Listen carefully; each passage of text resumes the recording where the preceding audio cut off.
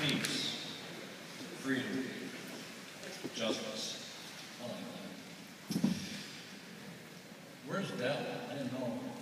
Mentor. Dell, come on. You're over there. No, Dell has been a part of the summit for as many years as I can remember, so that's all good news too. But for time's sake, I'm reducing 30 years of study to 30 minutes. I'm going to speak on worldviews and collision. I'm going to make this a lay sermon, and you'll get the gist of the lay sermon a little later on why this is so. Because Thomas Huxley had lay sermons, and before he would speak, he always would quote from Charles Darwin's book and go from there. So I'm going to give you a little lay sermon this afternoon. Some of you won't be in church tomorrow, so this is maybe your church sermon. I read from Isaiah chapter 1 through verse 17, with just a few changes, and you'll spot some of these right off the bat. Isaiah chapter 1 says, the vision concerning America that Isaiah, the son of Amos, saw during the reign of Barack, transforming America, Obama. Bill, guilty as hell, free as a bird, Ayers. Kevin, queering elementary education, Jennings. And Kathy, red diaper baby, Boudin.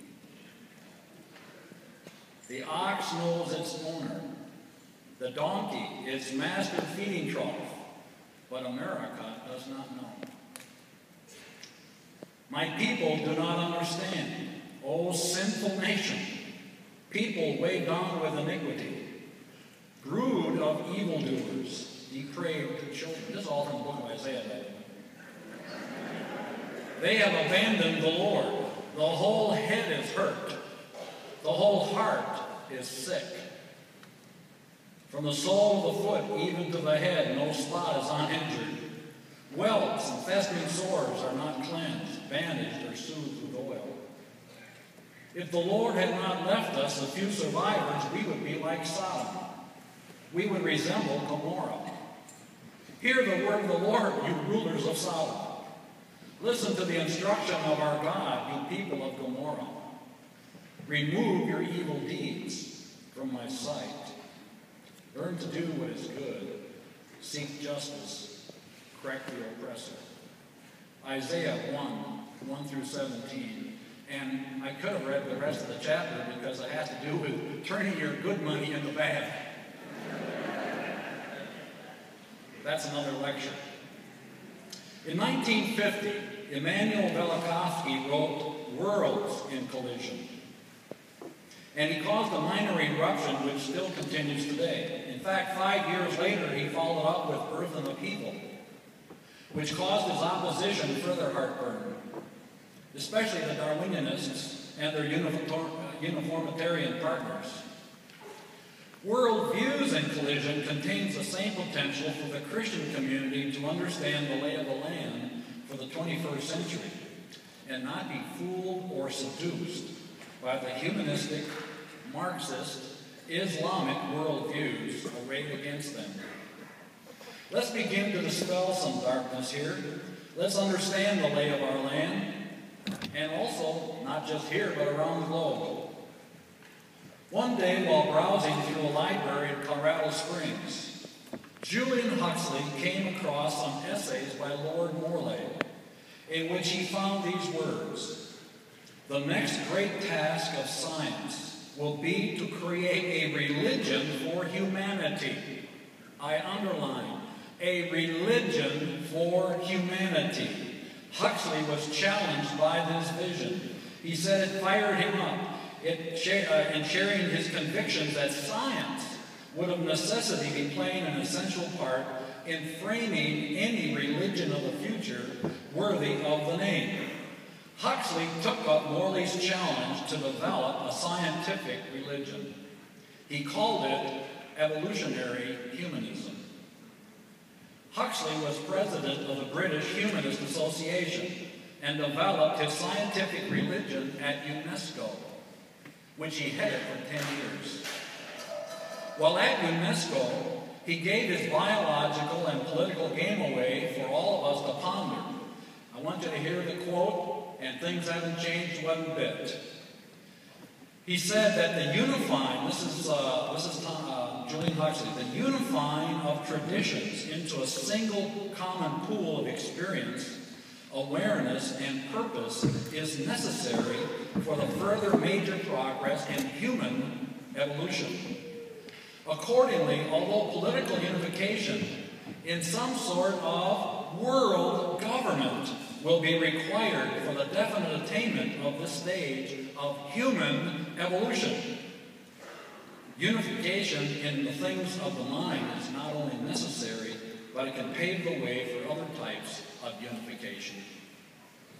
What Julian Huxley was propagating regarding a religion based on evolutionary science did not come from Lord Morley alone. His grandfather was Thomas Huxley. Thomas Huxley was also in the war to overthrow the cultural dominance of Christianity with the religion of secular naturalism. Thomas Huxley and his atheistic friends had as their goal the establishment of the church scientific. And Huxley actually referred to his scientific lectures, based primarily on Darwinian evolution, as lay sermons. That's where I took my term from, lay sermons. The scientific religion today is called humanism, secular humanism, ethical humanism, evolutionary humanism, secularism, or in Dennis Prager's word, leftism. It was bred in England and America via Thomas Huxley, Julian Huxley, and John Dewey. It was ushered onto us through the United Nations, Robert Mueller, and his UNESCO-published World Core Curriculum. And right down to 2013 with Bill Gates and his Big History Project and Common Core Curriculum. Richard Dawkins, the world's leading atheist, and his foundation for reason and science is being brought into America's high schools through Big History. Gates is also funding to the tune of $150 million, and that's the low figure, it could be twice that. The Common Core Curriculum, which is sweeping across the United States of America today.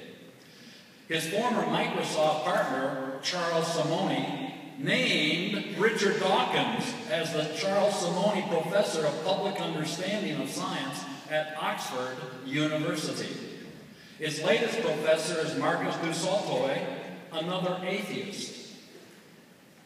Ladies and gentlemen, it appears that Gates, Dawkins, Simonyi, and atheism go together like Mary and Mary's little lamb. And keep in mind that it was the U.S. Supreme Court that identified secular humanism a religion in its 1961 Torcaso versus Watkins decision. And the Seventh Circuit Court of Appeals ruling in 2005 that atheism is a religion, which happens to be the theology of secular humanism. In other words, everything that Julian Huxley wished to see happen is happening right before our very eyes, even through 2013. Back in February 2003, Dennis Prager observed the world. That's just good pastime, by the way, I recommend it. Observe the world. He observed the world and concluded that three worldviews were vying for the hearts and minds of its people. The world's future, said Prager, is being decided at this time. Such moments are extremely rare in history, and when they have occurred, they have been between two, not three, competing ideologies. But there are now three competing to share the future of mankind. They are militant Islam, Western European secularism and socialism, and American Judeo-Christianity and capitalism. And by the way, as a footnote free of charge, I've been told that Richard Dawkins is now in big trouble for saying something about Islam. Well, if he's in big trouble, then Dennis is really going to be in big trouble. Prager suggested that Islam is being spread both peacefully and violently. That's an understatement, by the way. Radical Islam is slaughtering Christians in Nigeria every single day, and not a word in our newspapers. Not one word. And the slaughter continues day after day after day. Not too long ago, they burned down 300 churches in one day. No one said boo. Secular humanism is being spread peacefully, and Christianity is not being spread at all. In fact, Christianity is the fastest growing religion in Asia and Africa. So I do... Thank you. So I do not accept Prager's point here, but if he was referring to the West, he was right on target. Nevertheless, we cannot deny that Europe has abandoned Judeo-Christianity in favor of something resembling secular humanism. Or as Prager says in his July 2013 article, the world's most dynamic religion is leftism. Even Christianity and Judaism, says Prager, the pillars of Judeo-Christian values, the moral value system upon which America was founded, and thanks to which it became the world's beacon of liberty, have been widely influenced by leftism. Many priests, ministers, rabbis, and many Jewish and Christian seminaries are leftists in content, and Jewish or Christian only in form. He further states that the truth is that the left has been far more successful in converting Jews and Christians to leftism than Christianity and Judaism have been in influencing leftists to convert to Christianity or Judaism. Leftism has even attained considerable success at undoing the central American values of liberty, in God we trust, and e pluribus unum, supplanting liberty with egalitarianism, a God-based society with secularism, and e pluribus with multiculturalism. Paul Beelan, editor of the Brussels Journal and adjunct fellow of the Hudson Institute, outlines the fall of Western Europe to the forces of secularism and socialism in an article entitled Europe's Culture War, Secularism on the March. His analysis is so compelling for the Christian community that I quote freely from his article. Europe, says Beelan, is in the middle of a three-way culture war. That's interesting. It sounds like Dennis Prager, doesn't it? It's between the defenders of traditional Judeo-Christian morality, the proponents of secular hedonism, and the forces of Islamic jihadism. In Western Europe, the fight between Christians and secularists is all but over. The secularists have won. Now the religious vacuum left by the demise of Christianity is being filled by the Muslims. Since one cannot fight something with nothing, the European secularists are no match for Islam. I support Beelan's take with Melanie Phillips' book, London Stand, How Britain is Creating a Terror State Within. She refers to the Brits' capital as London Stand. In present-day London, Muslims are much safer walking the streets than evangelical Christians. Ask Tommy Robinson and Kevin Carroll. And recently, unbelievable, and recently the British Home Secretary, Theresa May, banned Pamela Geller and Robert Spencer from entering the country. Of course, they did that to Michael Savage a few years ago. Both were declared. Pamela Geller, just a sweet little honey, okay, has been declared a threat to the peace and security of the country for telling the truth about Islamic jihadism. She'd be a great speaker here next year, probably. Before continuing with Beelan's article, allow me to repeat a similar observation that I have been making for a number of years.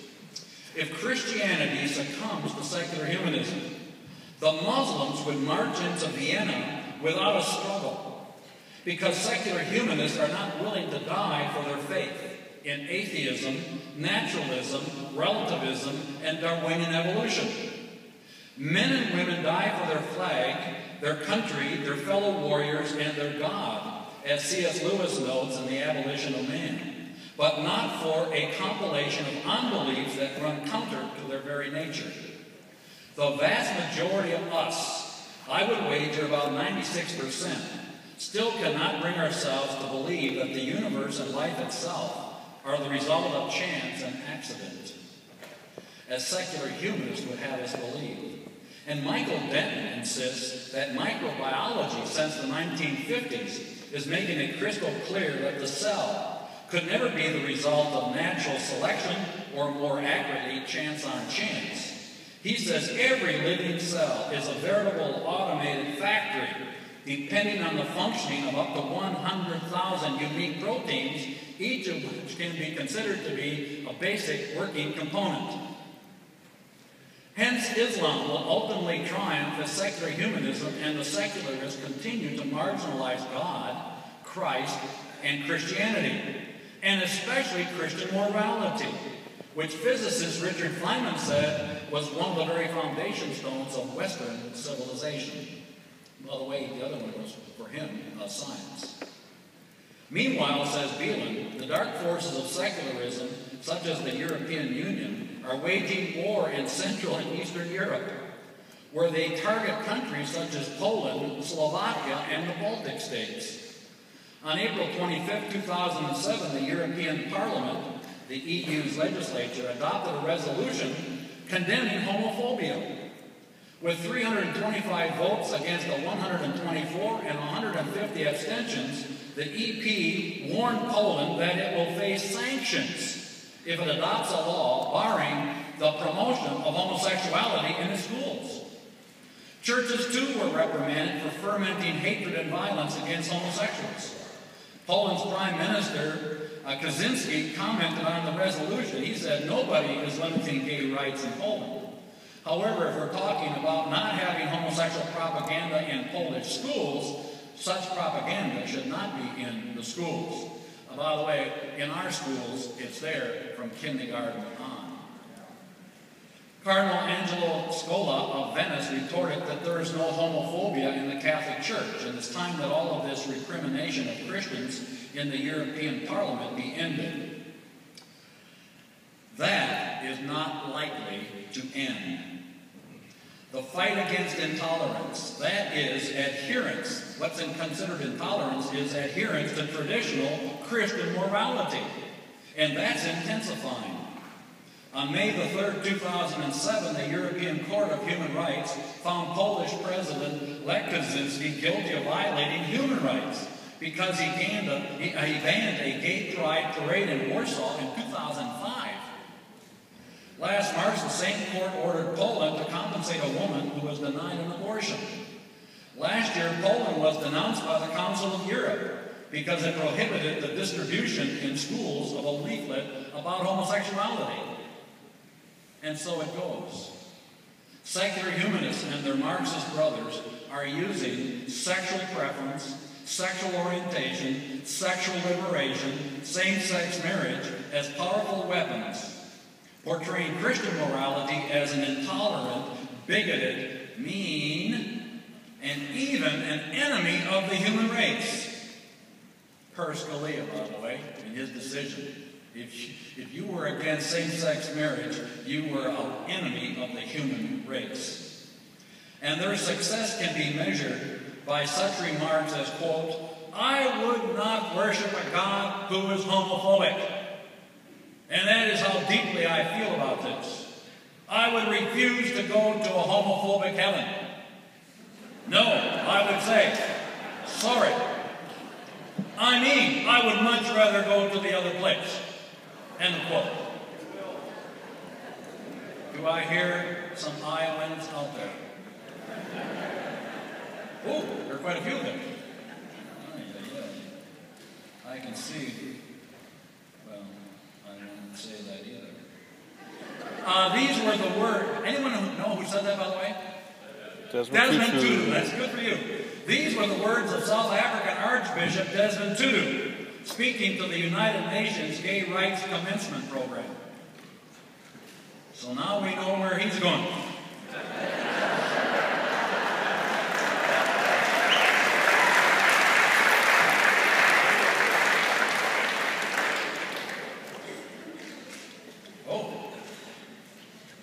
I didn't know what that meant, but that's what it meant. I move on. Allow me to emphasize this point. Is this too much for this afternoon? I should go back to Arizona. My wife is calling. I can see that.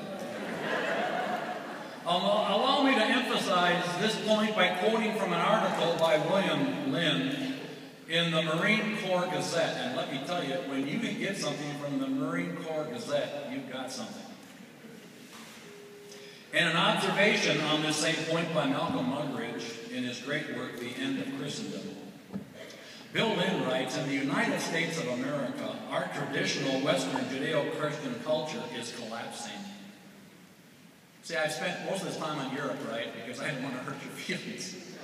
I thought I'd better bring it home. Oh, isn't this sad? Our traditional Western Judeo-Christian culture is collapsing. It is not collapsing because it failed. On the contrary, it has given us the freest and most prosperous society in all of human history.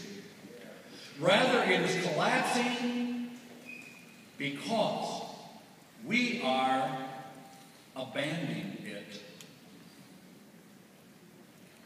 It's collapsing because we are abandoning it. Since the 1960s, we have thrown away our values, our morals, and our standards that define traditional Western culture. In part, this has been driven by cultural radicals, people who hate our Judeo-Christian culture.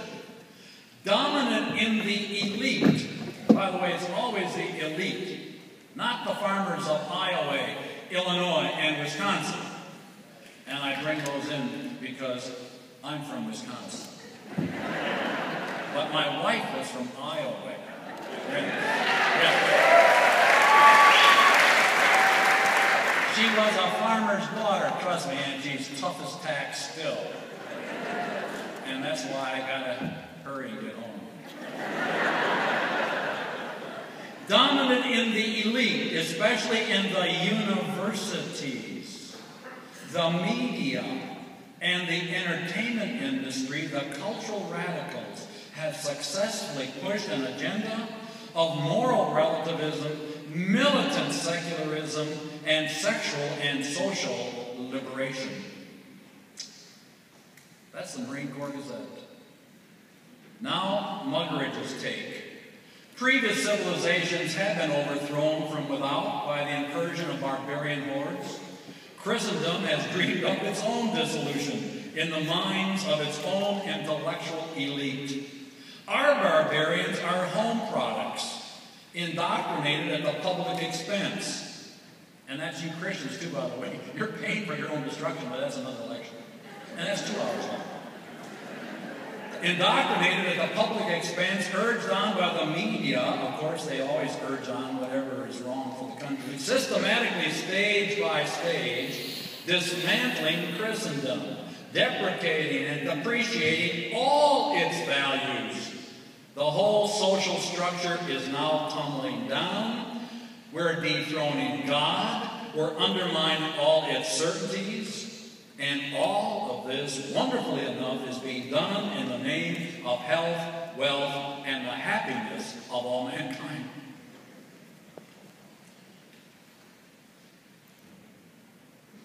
Can you handle a little bit more?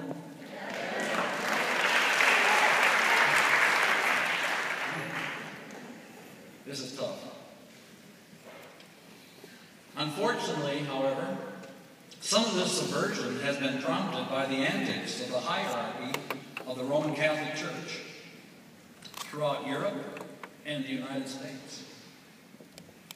Enrico Goita, in his powerful work, The Homosexual Network, puts it on the line when he says, as a matter of fact, Roman Catholic facilities are regularly used for holding homosexual events, fundraisers, conferences, organizational meetings, workshops, and others.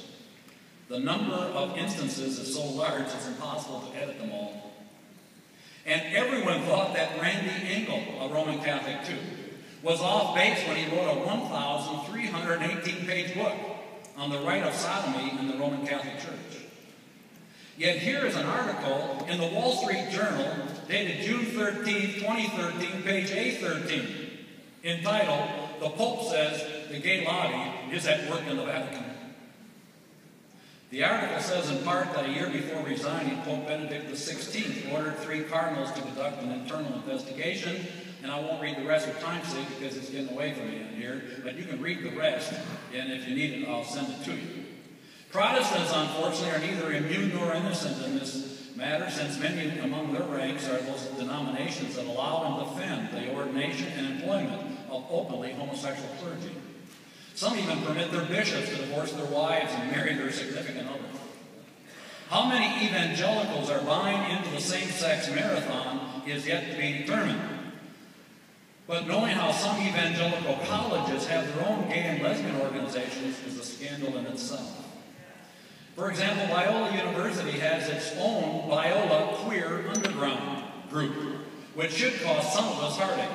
And Calvin College has been famous for its GLBTQIA undertakings over many years. And those who dare oppose it are called some very intolerant names. So secular humanism is slowly but surely subverting all of Europe, West, Central, and East, and now it's only a matter of time before Christians in America will begin to fully experience the repercussions. As in Europe, America's public schools embrace a secular humanist curriculum, and much like their counterparts in Europe, American humanists use sexuality as a weapon to portray Christian morality as intolerant. Anyone now doubt James Dobson's famous observation? The secular humanist system of values has now become the predominant way of thinking in most of the power centers of American society. It has outstripped Judeo-Christian precepts in the universities, in the news media, in the entertainment industry, in the judiciary, in the federal bureaucracy, in business, medicine, law, psych, social arts, public schools, and halls of Congress. By the way, I then intersect there with Dr. Dobson. I said the radical House of Representative organizations include the Progressive Democrats of America, the Congressional Progressive Caucus, the Congressional Black Caucus, and the Democratic Socialists of America. And by the way, the DSA was founded by Karl Marx himself. Indeed, the resources available, this is Dobson, indeed the resources available to secular humanists throughout society are almost unlimited in scope and are breaking new grounds almost every day. With the U.S. Supreme Court handing down 2 of its latest decisions ruling to the Defense of Marriage Act and the same-sex marriage, we are now finding ourselves on Main Street, Sodom and Gomorrah.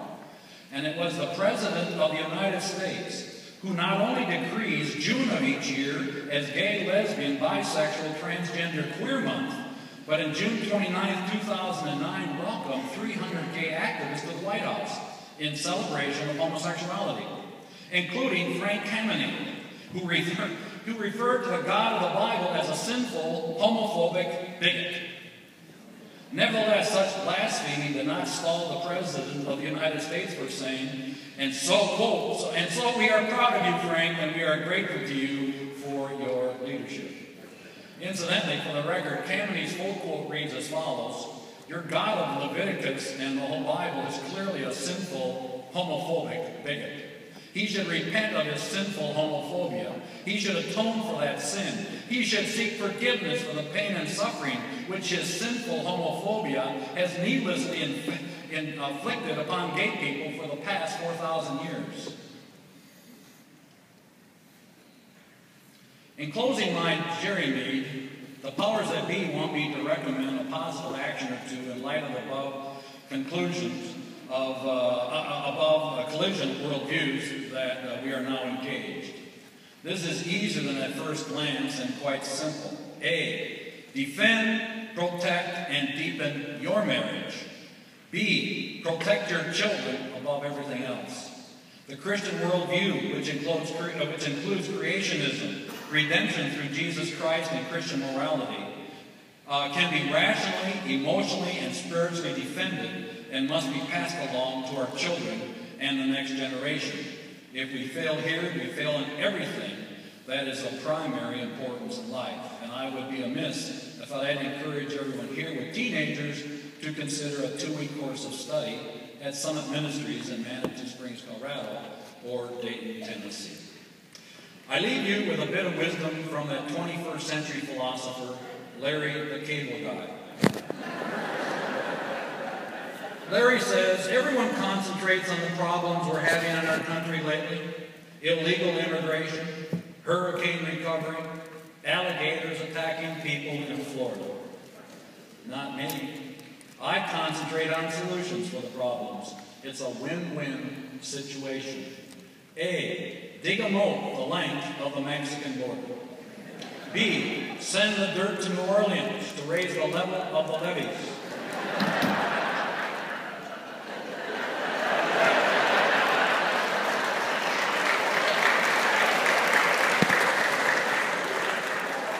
That's not the punchline yet. C, put the Florida alligators in the moat along the Mexican border.